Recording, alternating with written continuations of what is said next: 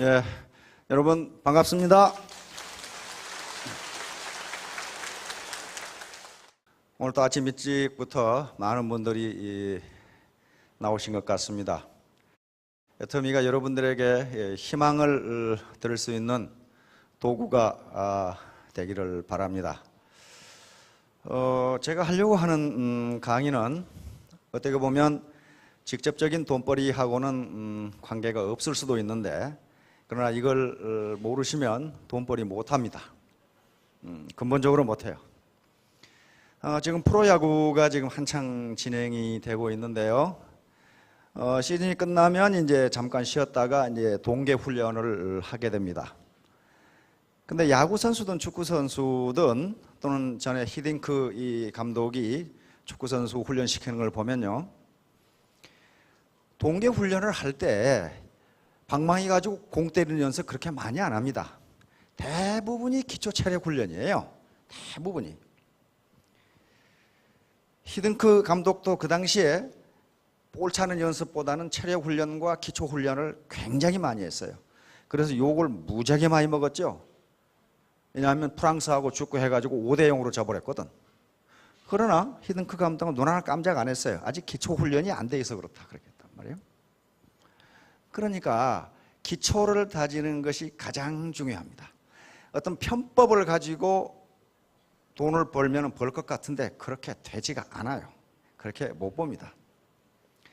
그래서 제 강의 제목을 보시면 알겠지만 오늘은 타조증후군이라고 하는 요 내용인데, 요게 나하고 무슨 관계가 있는가 하는 것을 한번 생각을 해보시기 바랍니다. 나는 이렇게 되어 있지 않은 것인가. 이런 현상이 사회에 굉장히 일어나기 때문에 그렇습니다. 그래서 모든 인간은 자기 틀이라는 게 있어요. 틀, 프레임이라는 게 있어요. 프레임. 이 프레임을 가지고 인식을 합니다. 프레임. 우리말로 틀이야, 틀. 틀을 가지고 인식을 해요. 그러면 이 틀이 어떻게 되는가를 한번 보도록 하겠습니다. 자, 타조증후군입니다. 이제 타조가 뭐 하고 있어요? 전부 모래에다가 머리를 박고 있어요. 이 사람 타조하고 똑같네. 이 사람 똑같죠? 타조는 사자라든가 무서운 천적이 나타나면 도망갈 생각을 한다거나 어떤 대책을 안 세우고, 사자가 안 보이면 위험이 사라진 줄 알고 모래 속에다 대가리를 파묻는답니다. 이렇게. 그리고 아이고 위험이 없어졌네? 그러는 거예요. 우리 꿩도 그런다고 그래요. 꿩도 계속 쫓아가면 얼른 가랑집으로 눈을 이렇게 가리고 나 없다, 그러게 이제 꿩이란 말이에요. 요걸 학자들은 타조증후군이라고, 오스트리치 신드롬이라고 붙였습니다. 다시 말하면 자기에게 어떤 문제가 닥쳤는데 문제 없어, 또는 그냥 뭐 사소한 거야, 여기에 적극적으로 대응하려고 하지 않고 문제가 있는데도 마치 없는 것처럼 해버리는 것, 일종의 자기를 속이는 것, 이걸 자기 기만을 타조증후군이라고 부릅니다. 지금 베이비 붐 세대를 대표하는 게 58KT들이에요. 근데 58KT들이 제법 그래도 잘 살았어요, 지금까지. 근데 갑자기 지금 환갑을 얼마 놔두지 않고 지금 지식정보화 시대로, 그리고 창조 시대로 넘어가면서 상당히 어렵게 됐어요. 근데 아직도 계집에서 안 나오고 머리 쳐박고 있는 사람들이 있어요. 나와야 되거든. 머리를 꺼내서 위험이 닥쳤으면 위험이라는 것을 인식을 하고 거기에 대응을 해야 된단 말이에요. 그래서 미국 사람들이 이것을 타조증후군, 문제가 생겼는데 문제가 있다는 것을 외면해버리고 자기를 속이는 것, 이것을 타조증후군이라고 부릅니다. 이런 사람들이 전부 지금 그런 거예요. 이게 지금 미국 구글에 있는 사이트니까 미국 사람들이 이걸 굉장히 조심한다는 얘기예요, 이게. 근데 실제로 타조가 위험이 닥쳤을 때 모래에 머리를 묶고 저런 행동을 하느냐 하는 것은 아니랍니다. 그런데 왜 이 용어가 만들어졌냐면, 옛날에 이 쌍안경이나 망원경이 없을 때 멀리서 보면은 타조는 이게 더운 데 사니까 너무 뜨거워서 몸에 열이 나면은 축축한 이 모래바닥에다가 고개를 대고 쉰답니다. 몸을 쉰대요. 이 몸을 식혀요. 그런데 멀리서 보니까 마치 모래 속에다 머리를 쳐박은 것처럼 보였답니다, 이게.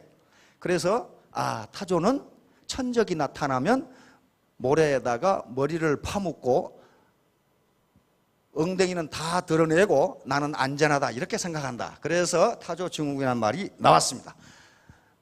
그러면 주변에서 관찰되는 타조증후군이 대표적인 것들이 바로 시대의 흐름에 둔감한 겁니다. 지금 창조시대, 지식정보화 시대를 제가 창조시대인데 아직도 농경시대 생각을 하고 있는 사람이 있다. 세월이 흘러서 계속적으로 흘러서 지금 뭔가 위기가 닥치고 내가 지금까지 먹던 씨창고에 치즈가 없어졌는데 그걸 외면하려고 한다. 다시 말하면 다른 창고를 찾아서 치즈를 얻을 생각을 해야 되는데 시대의 흐름에 둔감한 사람들은 타조증후군에 걸린 사람들이에요. 위기를 위기로 생각하지 않는 경우, 이게 전형적인 타조증후군이에요. 이거 못 잡고 있어요, 이거? 사무실에 독사가 들어와서 독사 잡고 있는 장면이거든요. 이게 IMF 사태 때 국내 유력 일간지에 칼럼이 실렸는데 그때 많은 기업이 망했어요. 망했는데 이 칼럼 내용이 지금도 굉장히 인상적입니다. 각 회사 사무실에 독사가 갑자기 들어왔는데 A회사는 독사가 들어오니까 먼저 보는 놈이 아무거나 들고 때려잡아. 아무거나 들고. B회사는 독사가 들어오니까 사원들이 회장에게 물어보자. 어떻게 잡을지. C회사는 사원들이 모여가지고 저걸 어떻게 잡는 것이 가장 좋은지 회의하는 회사가 있더라.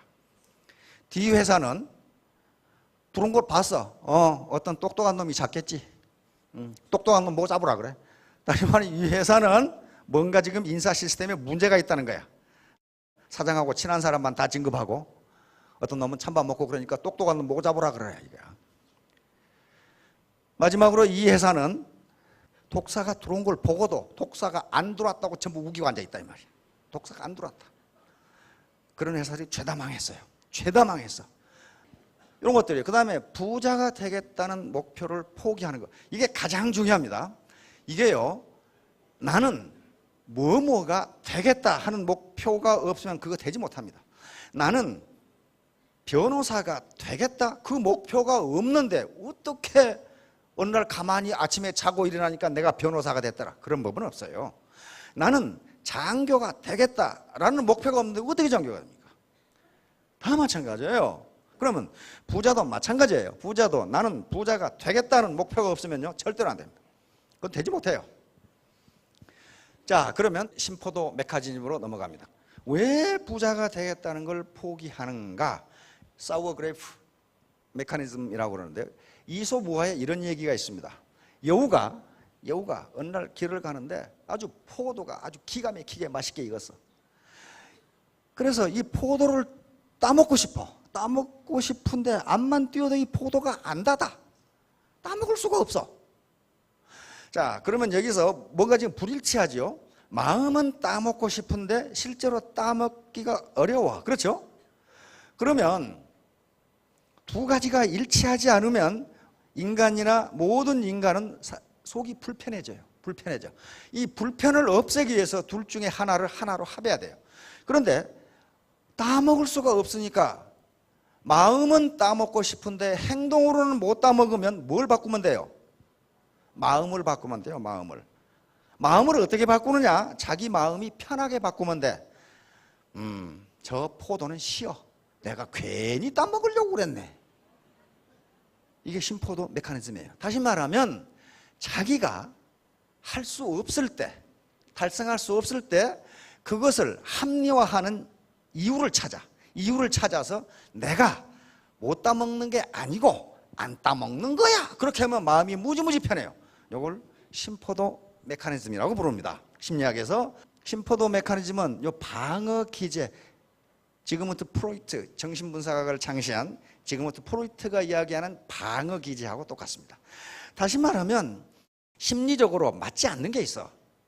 맞지 않으면 불편해져요.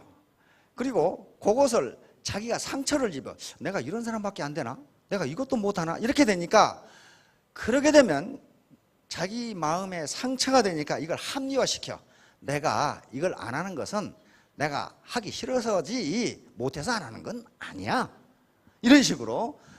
그 다음에 나오는 이 페스팅어 교수인데 요 양반이 이제 만들어낸 게 인지 부조화라고 하는 건데 요거가 전부 연결되어 있습니다. 다시 말하면 어떤 애가 공부를 무지무지 잘해 학교에서.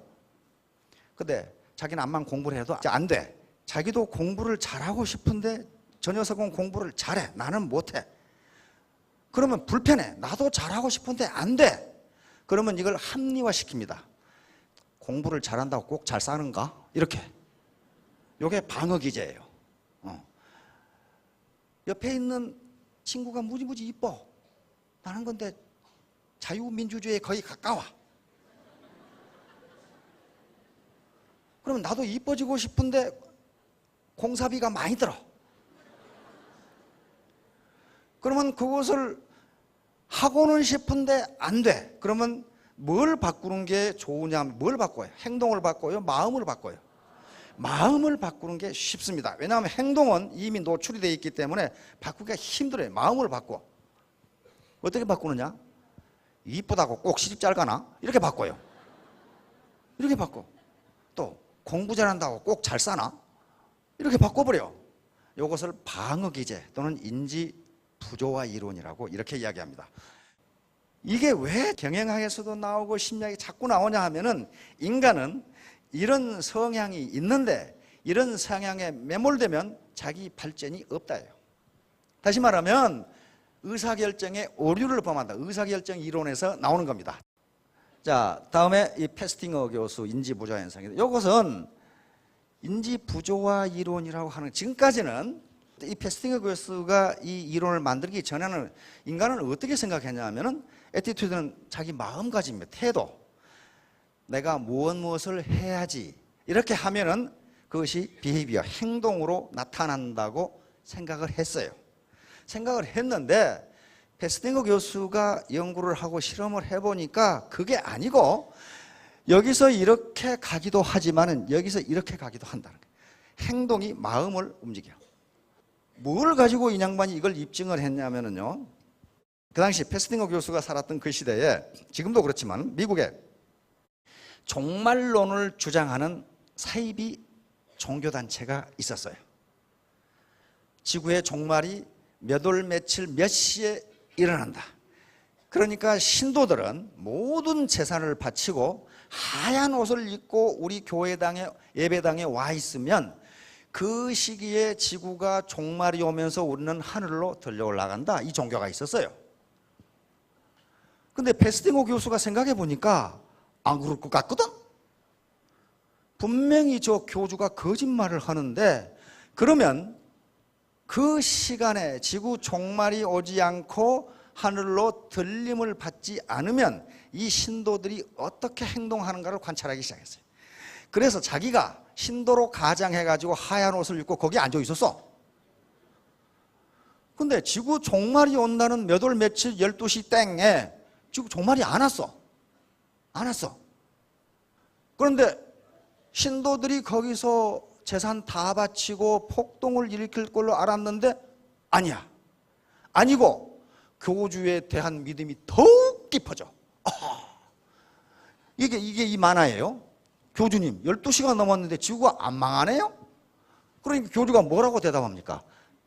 이 논문 내용에가 있어요. 하하, 여러분들이 기도를 아주 열심히 해가지고 당신들이 지구를 멸망하지 않게 한 겁니다. 내가 하나님과 대화를 해봤더니 그렇게 이야기합니다. 완전히 그냥 막 광신도들이 왜 이런 현상이 나타나는가 하는 걸 분석을 했어요. 그런데 이 사이비 종교에 재산을 덜 갖다 바치고 조금 남겨두고 그 다음에 덜 열심히 거기에 참석했던 사람들은 에라이 이 사기꾼 같은 놈아 잘 먹고 잘 살고 다 가. 근데 완전히 거기에 몰입했고 재산을 모두 갖다 바친 사람은 우리 교주님 와서 더 믿음이 깊어져. 이게 웬 거냐 그 말이에요. 웬 거냐. 페스팅어 교수가 연구를 해보니까 가정도 깨지고 살림도 다 갖다 바치고 이렇게 해서 몇 월 며칠 12시에 종말이 온다고 믿었는데 안 왔어요. 그러면 자기 믿음, 다시 말하면 태도, 마음가짐과 행동이 어긋난 거예요. 그렇죠? 마음가짐과 행동이 어긋났는데 뭘 바꿔야 되겠어요? 행동을 바꾸기는 어려워 지금. 왜? 행동을 바꿔버리면 자기 삶 전체가 무너져 버려요. 다 갖다 바치고 이걸 죽으라고 믿었는데 행동을 바꾸면 내가 지금까지 어떻게 살았는가? 다시 말하면 마음이 허전해지고 자기가 상처를 입어. 그럼 뭘 바꾸면 돼요? 마음을 바꿔버리면 돼. 우리가 기도를 해서 그랬다고 우리 교주님께서 말씀하셨다. 우리 교주님은 과연 하나님이시다. 이렇게 믿어버리면 돼. 이게 인지부조화를 해결하는 방법입니다. 다시 말하면 내가 부자 되기를 포기한 것은 무슨 고상한 이론 때문이 아니고 그렇게 하려고 했는데 잘 안 되니까 부자가 돼야 꼭 행복한 건가? 그렇게 자기를 합리화해버린다. 뚱보가 나는 이렇게 생겼으면 좋겠는데 이렇게 생겼어 지금. 그러면 이렇게 되려면 두 가지예요. 운동해서 이렇게 빼면 되는데 그게 안 돼. 그러면 마음을 바꿔. 이렇게 되고 싶은데 이게 인지부조와 두 개의 생각이 다르면요 불편해져. 불편하니까 뭐라고 바꾸느냐? 꼭 빼빼 마르다고 오래 사는가? 이렇게. 이게 인지부조화를 해결하기 위해 사는 방법입니다. 그런데 그렇게 하면은 발전이 없어요. 하버드대 의과대학 교수가 이 타조 증후군 때문에 남자가 빨리 죽는다고 또 그렇게 발표를 했어. 다시 말하면 남자가 여자보다 평균 수명이 낮은 이유가 존 웨인 증후군과 타조 증후군 때문이 있다. 그렇게 발표를 했더라고요. 존 웨인은 다시 이분이요, 이분. 하비 사이먼 교수인데 하버드 의과대학이에요. 존 웨인은 서부 영화에서 아주 사나이 중에 사나이야. 그러니까 모든 남자들이 존 웨인처럼 자기가 사나이 중에 사나이라고 그렇게 생각하고 살아가기 때문에 건강이 좋지 않다는 거야. 엄살을 못해, 엄살을 못해. 그러면 타조증후군은 뭐냐 하면은 자기 몸에 이상이 왔는데 그거 별거 아니야. 아무것도 아니야. 이 위기가 닥쳤는데 그걸 무시한다는 거예요. 무시해. 그리고 존 웨인처럼 나는 건강하다고 과시한다는 거예요. 그러다가 여자보다 5년 빨리 죽어버린다. 그런 말이에요 지금. 그래서 하비 사이먼이 남자가 오래 살려면 어떻게 해야 되느냐 하는 10계명을 또 발표를 했더라고. 하비 사이먼 교수의 견해입니다. 담배와 마약을 피하라. 담배 피지 마세요. 주기적으로 운동하라. 이거 모르는 거 하나도 없어요. 이거 잘 먹어라. 마른 체형을 유지하라. 음주는 하루 한두 잔으로 절제하라. 과도한 스트레스를 피하라. 운전할 때 좌석 벨트를 꼭 매고 방어 운전하라. 요 7번이요. 7번이 사망률을 줄이는데 1등으로 나왔어요. 술 먹고 죽는 놈은 그래도 몇 년 퍼마셔야 죽잖아요. 안전벨트 안 매면요 금방 가는 수가 있어요. 그래서 이 비용대 효과를 따져보면 안전벨트를 매고 안전벨트를 매지 않으면 처벌을 하는 그 효과가 가장 크답니다. 인간의 목숨을 살리는데 그럴 것 같죠. 그 다음에 자외선, 방사선, 화학물질, 환경오염물질 등을 멀리하라. 성병을 예방하라. 신체 이상 증세가 느껴지면 곧바로 의사의 진료를 받아. 요 남자들이 요걸 안는다는 거. 요걸 타조증후군이라고 붙였어요. 자, 얼마 전에 교수신문에서 우리나라 사자성어, 한 해를 평가하는 사자성어 장두노미는 아까 전에 타조하고 똑같은 얘기예요. 머리는 숨겼는데 꼬리는 노출됐다. 엉덩이는 나와 있다. 그 말이에요. 이게 장두놈이에요. 이게 눈 가리고 아웅하고 똑같아요. 다시 말해 눈 가리고 아웅이라는 것은 다른 사람은 그 사실을 다 아는데 자기는 아니라고 우기는 거예요. 이게 장두놈입니다. 자, 다음 어미도정. 이것은 여시춘추라는 책에 나오는 얘기인데요. 진나라가 망할 때 어떤 사람이 이 범씨 집안에 굉장히 좋은 종이 있다는 걸 다 소문났어. 저걸 범씨 집안이 망하니까 그걸 훔쳐가려고 뭐 등에 접으니까 너무 무거워. 너무 무거우니까 이놈을 깨가지고 가져와야 되겠다고 깨니까 소리가 나. 소리가 나니까 다른 사람이 들으려고 하고 자기 귀를 막아. 자기 귀를 막고 다른 사람한테 들리니까 자기 귀를 막으면 안 들리잖아요. 이게 어미도정이에요. 그러니까 다른 사람은 다 아는데 그걸 숨기려고 하는 꼼수, 이것을 어미도정이라고 그래요. 자, 다음. 이것이 증거찾기 함정으로 넘어갑니다. 다시 말하면 위기가 닥쳤는데 위기가 아니야. 라고 생각한단 말이에요. 그러면 왜 그러는가? 그 이유를 찾는 거예요.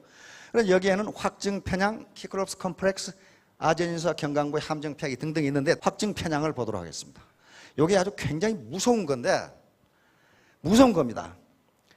심리적으로 자기 의견이나 주장과 일치하거나 그것을 뒷받침하는 증거, 그것은 쉽게 받아들이는데 그것에 위배되는 것은 아무리 사실이라도 사실이 아니라고 주장하는 거예요.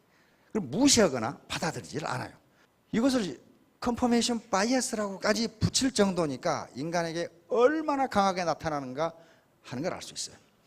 이게 의사결정 이론에서 의사결정이 잘못되는 몇 가지 이유 중에 상당히 강한 이유로 되어 있어요. 자기가 이미 좋아하는 거, 자기의 어떤 틀 속에 맞는 것만 받아들인단 말이에요. 다시 말하면 보이는 걸 믿는 게 아니라 믿는 것만 본다. 믿는 것만 본다. 사실을 믿는 게 아니고 자기가 옳다고 생각하는 것만 본다. 이게 확증 편향이에요. 요겁니다. 이게 틀짓기 효과예요. 프레이밍 이펙트라고 그러는데요. 틀짓기 효과는 원래는 행동경제학이라고 하는 경제학에서 나온 이론입니다. 이거 아무것도 아닌 것 같은데 이걸로 노벨상을 받았어요. 노벨 경제학상을 받은 게 행동경제학입니다. 다시 말하면 인간은 똑같은 내용인데 상대방에게 어떻게 전달하느냐에 따라서 그 사람 태도가 달라져요. 다시 말하면 우리가 늘 예를 드는 컵에 물이 절반 들었을 때 똑같은 객관적 현실은 같아요. 그런데 물이 절반밖에 없네 라고 말하는 것과 아직도 절반이나 남았네 라고 상대방에게 전달하면 상대방의 태도가 달라진다, 그런 얘기예요. 어떤 말하는 틀에 따라서 달라진다. 그래서 자꾸 저희가 긍정적인 얘기를 하라고 하는 게 앞에 자기를 이해하는 틀이 다음 행동과 관련이 있다는 거예요. 예를 들면 이런 실험을 했습니다. 노인, 안경, 돋보기, 치아 이런 걸 쑥 글자를 나열해 놓고 학생들입니다. 대학생들은 무슨 실험을 한지를 몰라요. 그런데 이걸 가지고 문장을 만들어 보라. 그 실험을 했어요. 이걸 가지고 문장을 만들어 보라.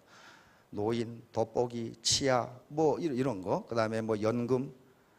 그리고 B라는 학생들에게는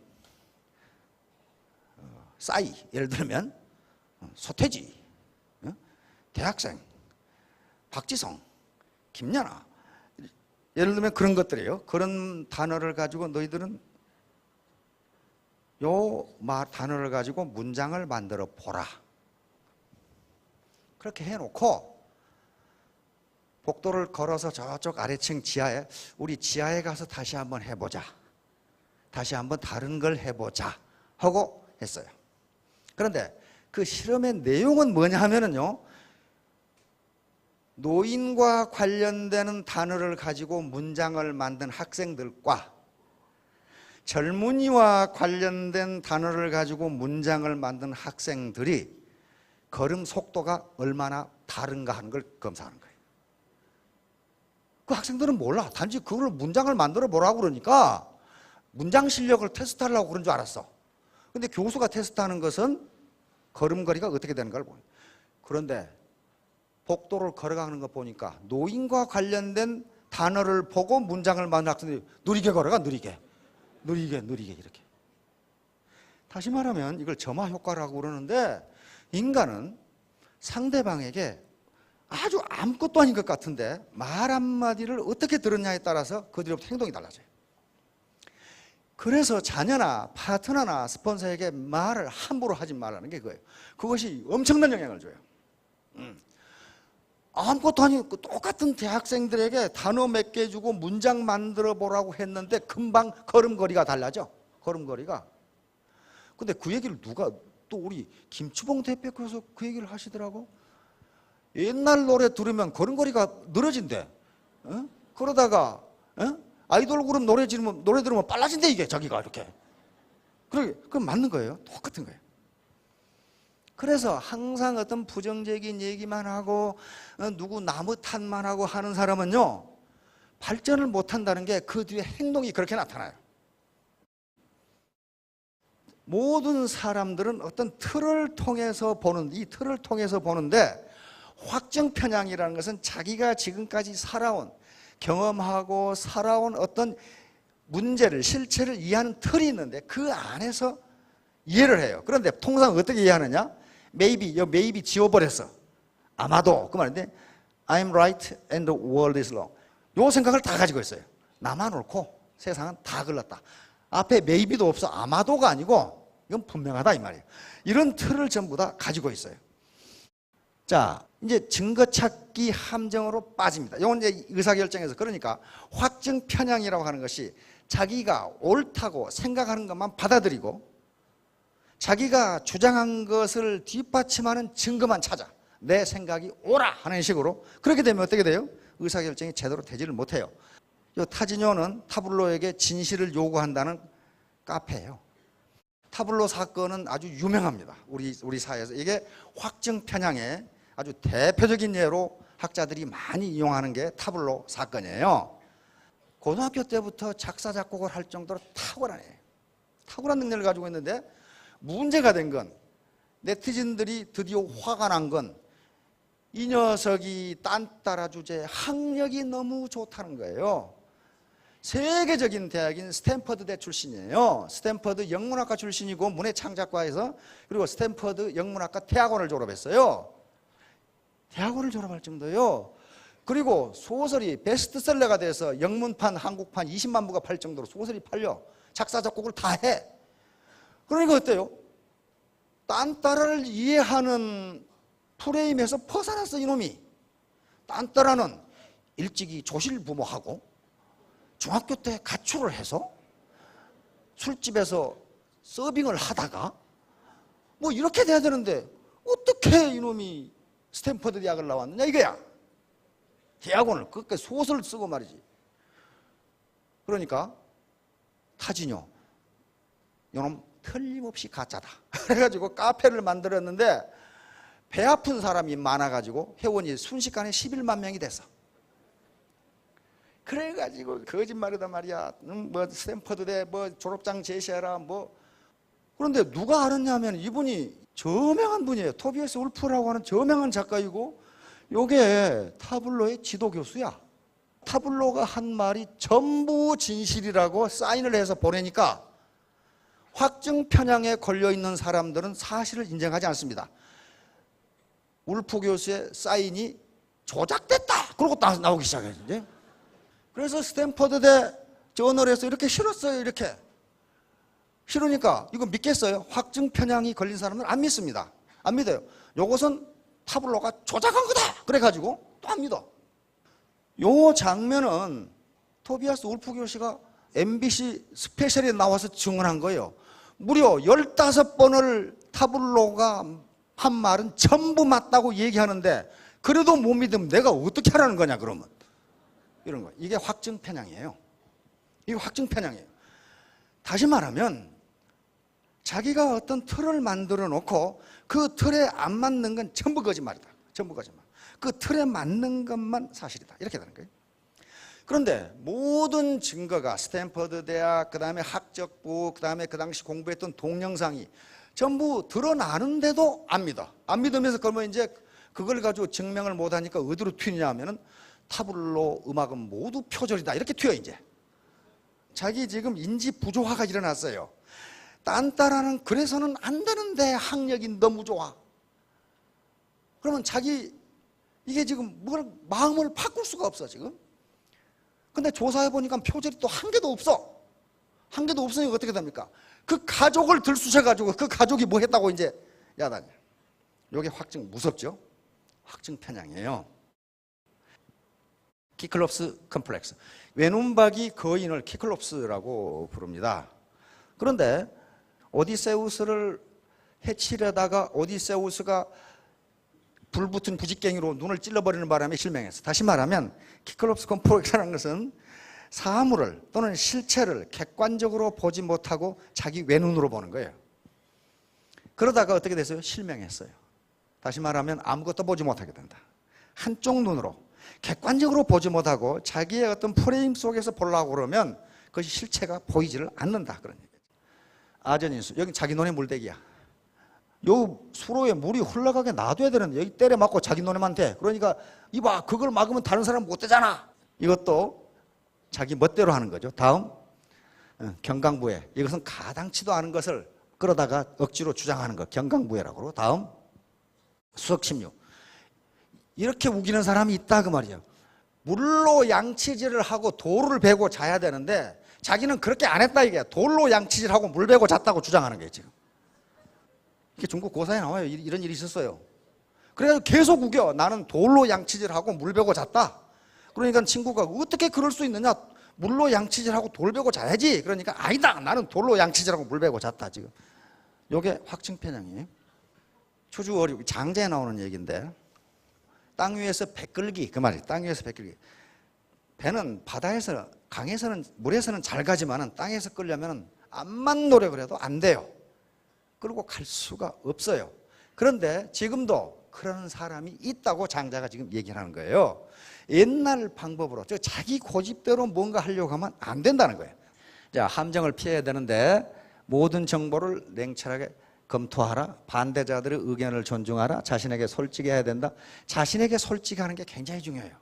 그 다음에 경청. 남의 말을 잘 들어보라. 자, 톨스토이의 물방앗간 이야기. 톨스토이 인생론의 서문에 나오는 이야기입니다. 어떤 사람이, 어떤 젊은이가 아버지로부터 물방앗간을 상속을 받아서 방아를 찌면서 잘 살았어요. 그런데 어느 날 이 젊은이가 관찰을 해보니까 물방앗간 공이가 왔다 갔다 하는데 여기에 무슨 벨트가 걸려가지고 이게 돌아가거든? 벨트가 왜 돌아가는가 봤더니 물이 떨어지니까 돌아가거든? 그런데 물이 어디서 오는가 봤더니 저쪽 수로에서 물이 와. 그래서 깜짝 놀랐어요. 아, 물방앗간에서 가장 중요한 건 수로이다. 이래가지고 계속 수로를 연구해. 수로를 연구하다 보니까 물방앗간이 고장나서 멈춰 섰다는 얘기가 있어요. 다시 말하면 물방앗간 전체를 보지 못하고 수로가 가장 중요하다고 아주 단편적인, 아까 키클로스처럼 눈 하나 가지고 보니까 결국은 전체 시스템이 고장나 버렸다 그런 얘기예요. 사회 전체를 보지 못하고 또는 시스템 전체를 보지 못하고 자기 앞에 자기 이익만 챙기다 보면 이런 현상이 빚어진다. 톨스토이가 하고 있는 얘기입니다. 지적 편식에 의한 기형적 사고. 즉 자기가 아는 것이 전부라고 생각한다. 요 구멍으로 요 세상을 보고 세상이 이게 전부라고 얘기하는 거란 말이에요. 그 다음에 어떤 문제에 접근할 때는 시스템적 사고가 필요하다. 그러니까 항상 우리가 연합해서 재심 합력하고 같이 가자 같이 가자. 혼자는 성공보다 단 게 바로 이 시스템 때문에 그렇습니다. 요게 바로 이제 합성의 오류라고 하는 이게 논리학 용어입니다. 요 갓길로 가죠. 혼자 갓길로 가면 빨리 갈 수 있어요. 그런데 몽땅 다 갓길로 가면 어떻게 돼요? 그렇게 되면 오히려 사고가 나면 꽉 막혀버려요. 그 다음에 어떤 사람이 혼자 배추 농사가 잘 되면 많은 돈을 벌어요. 그러나 국가 전체적으로 배추 농사가 잘 되면 어떻게 됩니까? 다 망해. 개별적으로는 좋은데 전체적으로는 안 좋아요. 극장에서 혼자 일어서면 잘 보여요. 다 같이 일어서 버리면 어떻게 돼요? 아무도 안 보여요.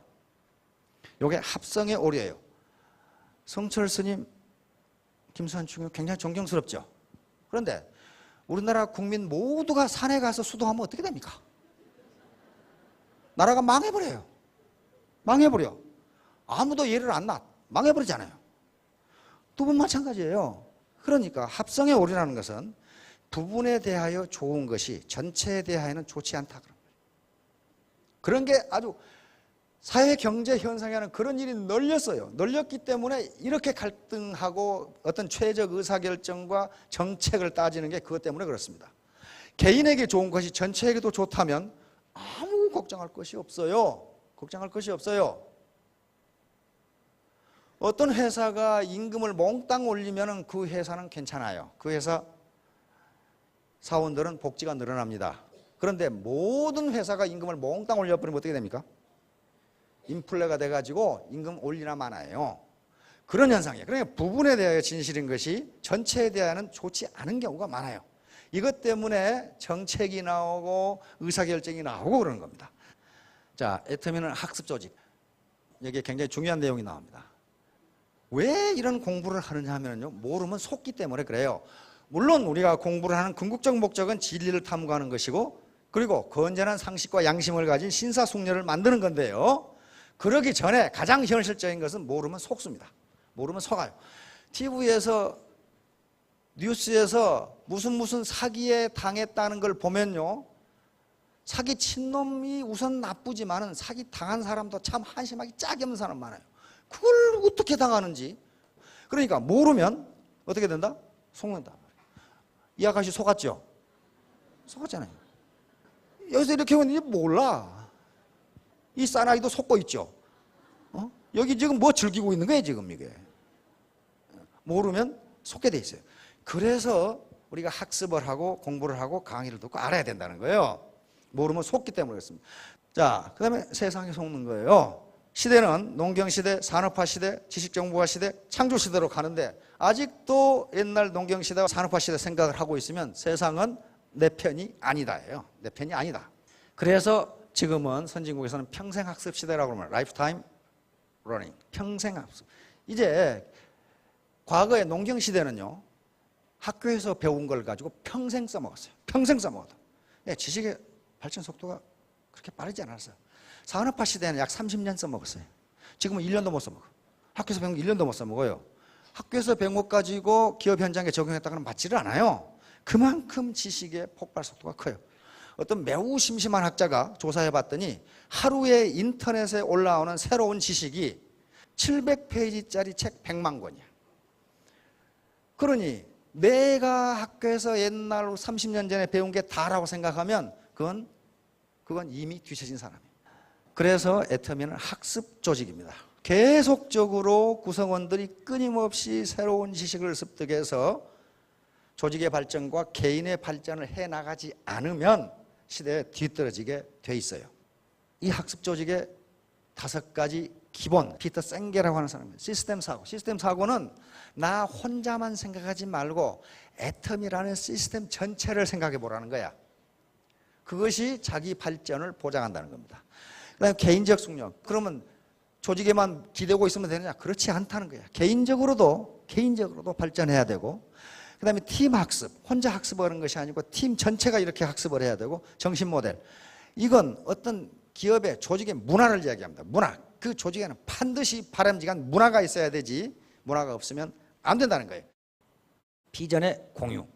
다 같이 성공할 수 있어요. 어떤 비전을 같이 가지었어야 되고 팀 학습을 해야 돼요. 이걸 애터미는 지금 해나가고 있는 겁니다.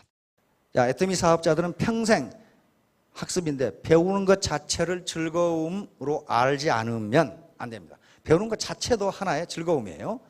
그 다음에 초인류, 우리가 초인류 기업을 지향하는데 사업자들이 어떻게 되느냐? 초인류가 되지 않으면 안 됩니다. 사업자가 초인류가 아닌데 어떻게 기업이 초인류가 돼요? 그것은 마치 재료는 불량한데 제품은 초인류다. 그거와 똑같아요. 재료가 불량하면 제품이 초인류가 될 수가 없어요. 그러면 하버드를 나와야 되느냐? 그게 아니고 건전한 상식과 양심을 가진 사람이 초인류예요. 지금 여러 가지 문제를 일으키는 사람들 가만히 보세요. 학력 좋고 지위 좋고 아는 거 많고 그런데 그게 초인류입니까? 초건달이지 그게. 그렇잖아요. 알아도 되고 몰라도 되는 거. 세상 사는데요, 알아도 되고 몰라도 되는 것이 많습니다. 예를 들면 우리 대통령 이름 모른다고 세금 내라는 사람 한 사람도 없어요. 몰라도 돼요 그거. 그런데 알아도 되고 몰라도 되는 것은요, 알면 더 좋습니다. 왜? 알면 알수록 속지를 않아요. 속지를 않아요.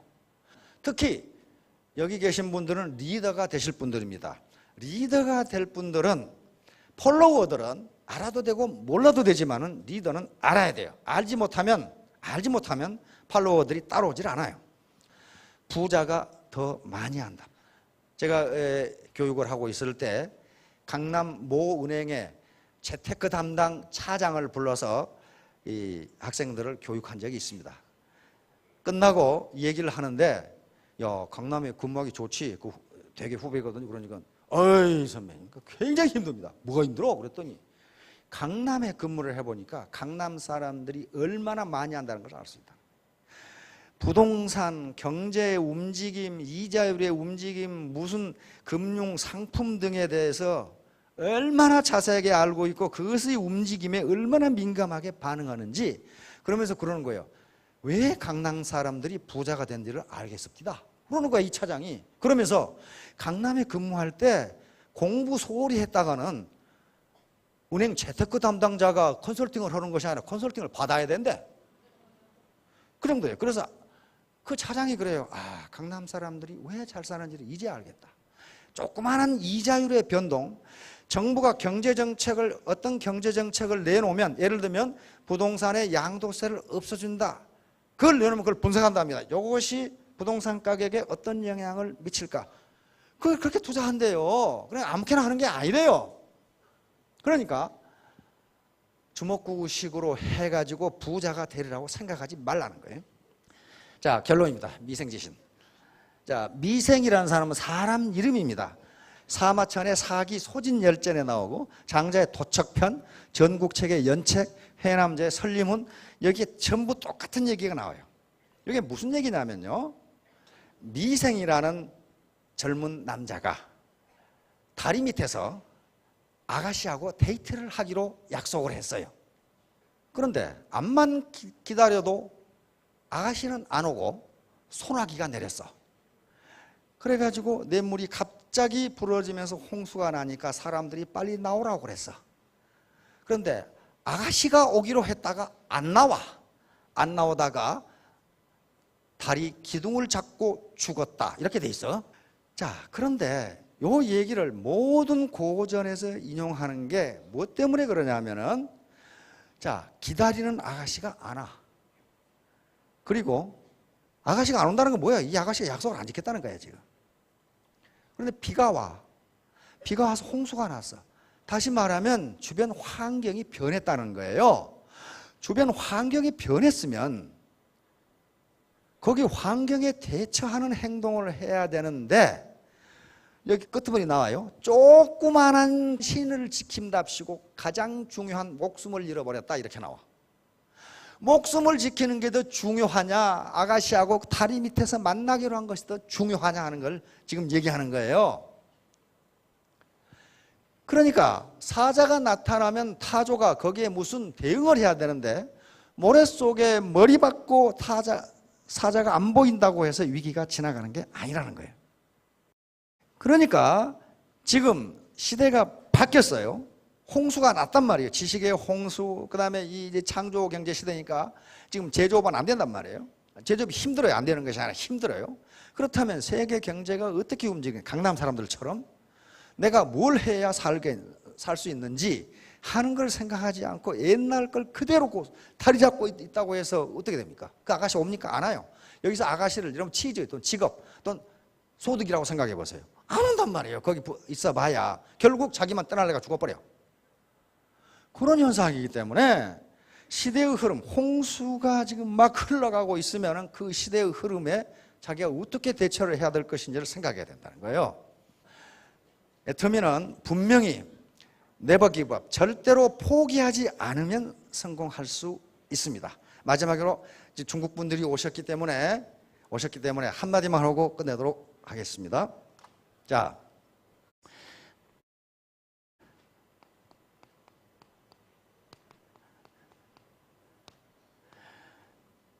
인은 한자에서 고전에서 인은 다른 사람을 이야기합니다. 인. 다른 사람을 아는 것은, 저 지자는 지혜로울 지입니다.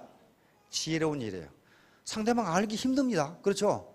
상대방이 어떤 사람이라는 것을 아는 것은 힘든 일이에요. 그런데 상대방, 남을 안다는 것은 지혜로운 일입니다. 그러나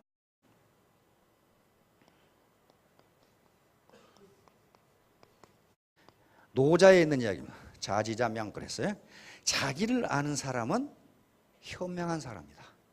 내가 어떤 사람인가. 다시 말하면 확증 편향에 빠지면 안 됩니다.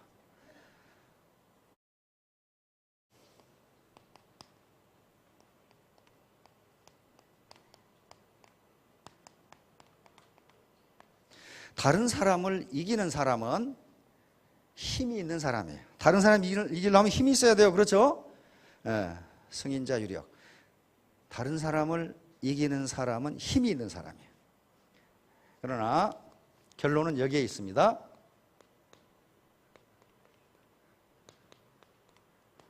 노자는 여기에 이제 결론을 맺었습니다. 자승자 강.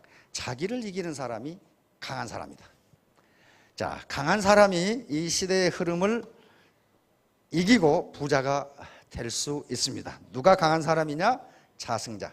자기를 이기는 사람이 강한 사람이다. 모두 승리하셔서 큰 부자가 되시길 바랍니다. 감사합니다.